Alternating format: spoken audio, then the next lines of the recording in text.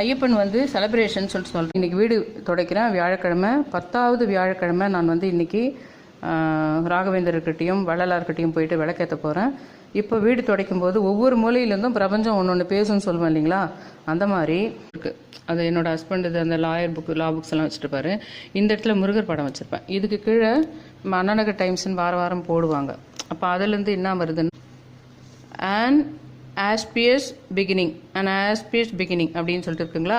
இது ஒரு பிரபஞ்சத்தினுடைய குட் சிம்பிள் ஆச்சு. மாதிரி உத்திராட நட்சத்திரத்துக்கு பழைய வண்ணாரப்பேட்டை வண்ணான் அப்படின்றது துணி துவைக்கும் இடம் சலவை எல்லாம் அதில் அடக்கும். அங்கிருந்து வர விஷயங்கள் எல்லாம் வாஷிங் மிஷினு.